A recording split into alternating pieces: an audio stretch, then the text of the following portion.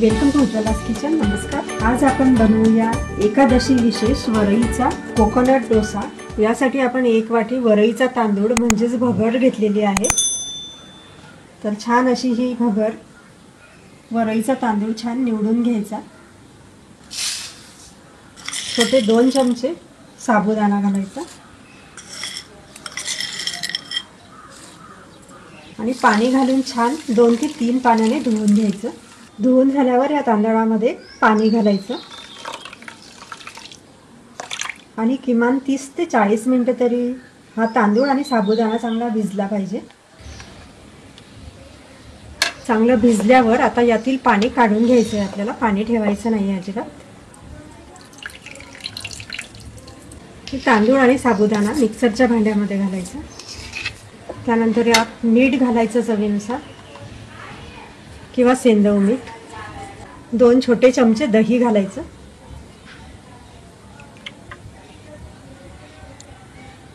तर आता मी यासाठी हिरवी मिरची घेतलेली आहे आणि ह्या हिरव्या मिरचीला आता सुरीच्या साहाय्याने याप्रमाणे थोडी छेद करून घेते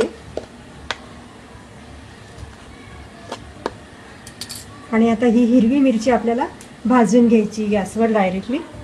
मिरची भाजल्यामुळे कच्चापणा जो आहे, ती कच्ची चव असते मिरचीची, ती आपल्याला या डोशामध्ये जाणवणार नाही किंवा अशीही घालू शकता आपल्या आवडीनुसार.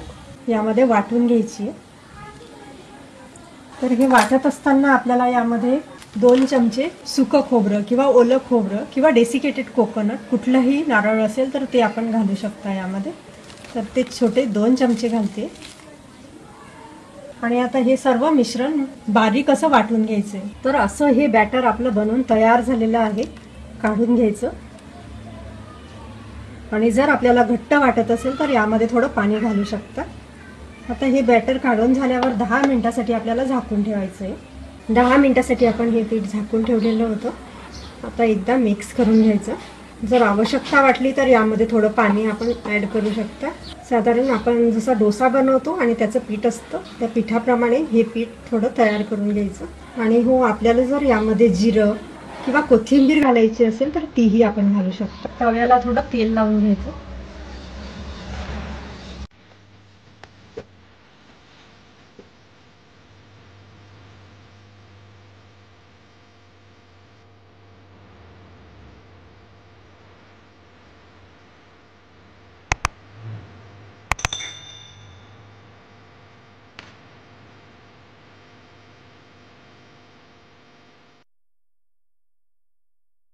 आता थोडं पसरवून झाल्यावर यावर थोडं तेल घालायचं किंवा तूप. आणि उपवासासाठी जेव्हा आपण तेल वापरतो तेव्हा ते शेंगदाण्याचं वापरावं किंवा तूप वापरावं. नाहीतर इतर तेल जे असतं ते बऱ्याच वेळा सोयाबीन किंवा तांदळाचं असतं आणि ते उपवासाला चालत नाही. तर चला आता आपण छान दोन्ही बाजूने हा जो कोकोनट डोसा आहे तो शेकून घेतलेला आहे. मस्त तयार होतो. याला आपण डोसा म्हणू शकता, पोळी म्हणू शकता किंवा काही नाव देऊ शकता. तर आता हा गरमागरम उपवासाचा कोकोनट डोसा आपण चटणी बरोबर खाऊ शकता किंवा बटाट्याच्या भाजी बरोबर.